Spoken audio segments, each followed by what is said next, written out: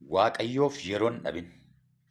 Luqaas boqonnaa 10 lakkoofsa 38 kaasnee yeroo laallu gaaf tokko Yesuus gara mana Maartaaf gara mana Maariyaam fa'aa dhaqe jedha. Gooftaan Yesuus yeroo gara mana isaanii dhaqu akkaataa isaan itti Yesuusin simatan adda adda ture. Maariyaam gaafa Yesuusin argitu gammaddeetu miilla isaa jala teesse sagalee isaa dhaggeeffachuuf, dubbii isaa dhaggeeffachuuf, barsiisa isaa dhaggeeffachuuf. Maariyaam Yesuus isa mana ishee dhaqe, Yesuus isa gara ishee dhaqe. Yesuusin dhaggeeffachuurra gara mana keessaatti ol deebiteetu hojii kan biraa hojjetti. Yesuusiif yeroo hin qabdu. Waaqayyoof yeroo kenni, Waaqayyoof yeroo qabaadhu. Yeroo inni gara kee dhufutti Waaqayyoof argame, Waaqayyoof yeroo hin dhabinaa. Waaqayyoof yeroo hin dhabin. Isa gara kee dhufe Yesuusiif yeroo hin dhabin. Isa si jijjiiruu dhufe Yesuusiif yeroo hin dhabin. Isa jireenya kee geeddaruu dhufe Yesuusiif yeroo hin dhabin. Maartaan Yesuusiif yeroo hin kennine. Yeroo inni gara ishee dhaqutti an biraa hojjetti. Gooftaan isheetti hin gammanne. Maariyaam isee miilla isaa jala teessee dhaggeeffattuudha jajate malee. Maariyaamtu qooda gaarii filateedhe gooftaan. Isheen sagalee jiraataa dhaggeeffatti waan ta'eef. Egaa dhukkubni Maartaa maanni? Rakkinni ishee maanni yoo jettan? Tokkoffaan amma camtuudha. Gooftaan gara ishee dhaqeeraa mana isaanii jira, isheen garuu nama camti. Isa mana keessaa hojjettu iyyuu dhiistee dhufteetu Maariyaam akka isheen na gargaartu itti naa himi. Isheenis akaatu isheenis hin dhaggeeffatin. Isheenis jala hin taa'in jetteetu gooftaatti mattisayyuu. Amma camtuudha jedhe gooftaan isheedhaan. Hin amma camta jedheen. Hamma camuun otuu nyaatanii nagaa dhabu, otuu uffatanii nagaa dhabu, otuu jireenya gaarii jiraatanii nagaa dhabuudha. Otuu tajaajilanii nagaa dhabuudha. Hamma camuun. Namni amma camu gooftaaf yeroo hin qabu. Namni amma camu gooftaaf yeroo hin kennine. Waaqayyo jalaa biizii hin ta'in. Waaqayyo yeroo gara kee dhufutti, yeroo inni si gargaaruu dhufutti, yeroo inni si fayyisuu dhufutti Waaqayyoof deebii laadhu. Waaqayyo jalaa hin didin. Waaqayyoof yeroo hin dhabina. Maartaan Yesuusiif yeroo hin qabdu. Iddoon isheen Yesuusiif laatte xiqqoo ture jechuudha. Dhukkubni Maartaa gara biraan kan gooftaan dubbate yaaddofta jedheen. Wangeela Maatewos boqonnaa 6 gooftaan yaadda'inaa jedheera.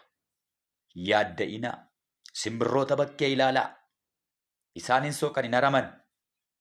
Garuu abbaan isaanii isaan soora. Daraaraa bakkee ilaalaa. Hin hojjetanii garuu hamma isaanii namni uffatu hin jiru. Solomoon mootichillee hamma isaanii hin uffanne. Gooftaan isaaniif hin yaada jedha. Hin yaadinaa fi hin yaadda'inaan tokko miti. Hin yaadinaa jechuun gooftaan hin yaadinaa jedhe miti. Hin yaadda'inaa jedhe malee. Otuu qabanii yaadda'u, otuu hojjetanii yaadda'u, otuu jiraatanii yaadda'u. Bor maaliin taa'anii dhiphachuu of cannaquudha yaadda'u. Maartaan hin yaaddofti. Gooftaan mana ishee jiraa yaaddofti. Yesuus mana ishee jiraa yaaddofti. Yesuus mana ishee keessatu jiru yaaddofti. Otuu Yesuus mana kee jiru, otuu Yesuus si gargaaraa jiru, otuu Yesuus laphee kee keessa jiru, otuu abdii kee tan isiin jedhu yaadde. Yaaddofti dhukkubni ishee gara biraan Maartaan yaaddoftuudha. Yaaddoftuudha. Kan biraan Maartaan rakkinni ishee waan foonii qofaa yaaddi. Waan foonii qofaaf dhiphatti. Waan foonii qofaadhaaf. Perooriitti isheen laattu, dursa isheen laattu isa kan fooniiti. Yesuus jireenya bara baraatu mana ishee jira. Yesuus waa'ee jireenya bara baraa barsiisuu dhaqe. Yesuus waa'ee jireenya bara baraa isheetti himu dhaqe. Isheen kan isheen haasoftu garuu kan fooniiti. Waan har'a nyaatamuuf kan isheen haasoftu. Ajandaan ishee waan fooniiti. Ajandaan ishee waan darbuudha. Ajandaan ishee waan yerooti. Inni waan bara baraatti hima. Isheen waan yeroo dubbatti. Argitee? Waaqayyoof namni yeroo hin qabne, Waaqayyoof namni yeroo hin laanne, ajandaa bara baraa dhiisee sarara qofaa haasa'a. Jireenya bara baraa dhiiseetu jireenya lafarraa haasa'a. Biddeen waaqarraa haasa'uu dhiisee biddeen lafarraa haasa'a. Dhukkubni Maartaa waan foonii qofaa dubbatti, waan foonii qofaa yaaddi, isa kan foonii qofaa fiigaa jirti. Baalaansii godhii fiigi, baalaansii godhii deemi. Isa lafarraa isa waaqarraa. Jireenya lafarraa qofaaf hin fiigin. Jireenya lafarraa jireenya taakkuu tokko jireenya gaaddidduuti. Waaqayyoof yeroo hin dhabin. Dhukkubni Maartaa gara biraan Yeroo wallaaluu isheeti. Yeroo wallaaluun baay'ee rakkisaadha. Yeroo wallaaluu isheeti. Yeroo gooftaan gara ishee dhaqutti fayyadamuu dadhabde. Yeroo Yesuus ishee gargaaruu dhaqutti gargaaramuu dadhabde. Maartaan.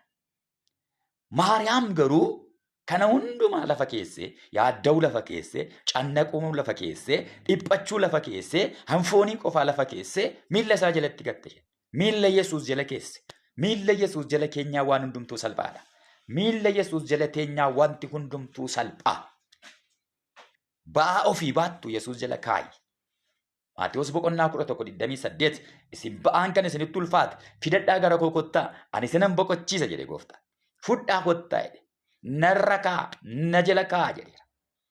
Gara Yesuus fidi. Miilla isaa jala kaayi. Waan itti dhiphachaa jirtu, waan itti rakkachaa jirtu. Maariyaam waan hundumaa miilla isaa jala keessee, miilla isaa jala teessee bakka. Miilla Yesuus jala kaawwatte dhufte. Min boqotte jedhatti. Namni miilla Yesuus jala kaawwatu boqota. Galanni isaaf haa ta'u. Garaagarummaan Maartaaf Maariyaam eessatti mul'ate yoo jette? Garaagarummaan gaaf tokko mul'ata. Garaagarummaa warra Waaqayyoo jala ta'anii, garaagarummaa warra Waaqayyoof yeroo kennaniif, garaagarummaan warra Waaqayyoof yeroo laannee guyyaa tokko hin mul'ata. Garaagarummaan Maartaaf Maariyaam gaafa obboleessi isaanii Alaazaar du'u mul'ate. Gaafa obboleessi isaanii Alaazaar du'u Yohaannis boqonnaa 11:33 irratti gooftaan Yesuus otuu achiin jiraatiin obboleessi isaanii du'e.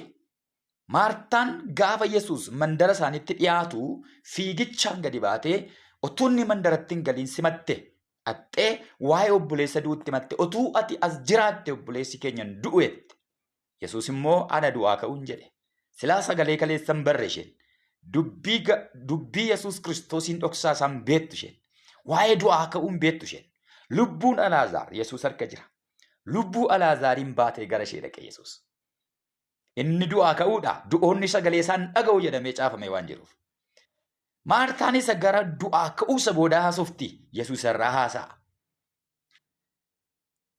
Erga dubbii wajjin dubbattee booddee gara manaatti deebitee barsiisaan dhufeera jettee obboleetti ishee Maariyaamitti himte. Maariyaamin gaafa kana dhageessu fiigichaan kaatee gara Yesuus gaafa dhaqxu Yihuudoonnis ka'an. Axxee Yesuus bira gaafa geessu isheen dubbii dubbatte miti ammas miilla Yesuus jalatti kufteedha. Miilla isaa jalatti kuftee yaa gooftaa utuu tas jiraatte obboleessi koon du'u jette. Boo'icha Maariyaamiin booricha Yihuudotaa gaafa argu Yesuus Alaazaariif imimmaan dhangalaase jedha. Na dhaggeeffadhu asitti. Yohaannis boqonnaa 11:33 irra jira kun. Yesuus kan inni imimmaan dhangalaase jedhu iddoo kanattidha wangeela kee. Tokko Yerusaalemii boo'e jedha. Lammaffaa Yesuus kan imimmaan dhangalaase gaafa Alaazaar du'edha. Alaazaariif boo'e miti Yesuus. Alaazaariif boo'itu ta'eeti hin kaasu ture. Akka Alaazaar du'aa ka'u Yesuus beeka. Akka lubbuun Alaazaar Yesuus harka jirtu ni beeka. Yesuusiin kan boosise imimmaan Maariyaamidha. Maariyaam Magdalaasa isheen boossu argee Yesuus imimmaan dhangalaase. Boo'icha argee dhangalaase malee du'a Alaazaariif boo'e miti. Inni du'aa waamee dhageessisuu danda'a. Sababiinsaa Yesuus biraa qooda qabdi. Gaafa nagaa Yesuus jala teesseetti. Gaafa nagaa ishee miilla Yesuus jala turte dubartiin kun. Gaafa rakkina ishee Yesuus argee boo'e. Garaansaa raafame imimmaan ishee argee. Waaqayyoo warra isa jala taa'an beeka. Waaqayyoo warra isa kadhatan beeka. Guyyaa tokko addaddummaan hin dhufa. Warri har'a Yesuusiif yeroo qabdan jabaadhaa gaaf tokko garaagarummaan hin dhufa. Garaagarummaan hin dhufa. Maartaan Maariyaam gidduutti garaagarummaa uume. Yesuus boo'icha Maartaa argee hin boonye. Boo'icha Maariyaamii argee boo'e garuu. Maariyaamiin qooda qabdi Yesuus jala. Miilla isaa jala waan teessuuf. Yesuusiif yeroo laatteetti. Yesuus yeroo isheedhaaf laate. Galanni Waaqayyoodhaaf haa ta'u. Kanaaf Alaazaariin eessatti awwaaltan jedhee dhaqeetu du'oota gidduudhaa kaase. Du'oota gidduudhaa kaase. Waamee kaase. Yesuusiif yoo yeroo kennite gaafa rakkina keessii dirmata. Gaafa gidiraa keessii dirmata. Gaafa wawwaattu sii dirmata. Yoo Yesuusiif yeroo qabaatte. Har'a Yesuusiif yeroo hin qabdu taanaan gaafa ati boossu innis siif yeroo hin qabu. Gaafa dhiphattu innis yeroo hin qabu. Bilbilli Waaqayyoo gaafa sanan hojjetu gaafa ati rakkattu. Har'a yoo Yesuusiif yeroo laatte malee. Har'a Yesuusiif yeroo kenni gaafa rakkina keessii dirmatannis. Gaafa gidiraa kee keeyase baasannis.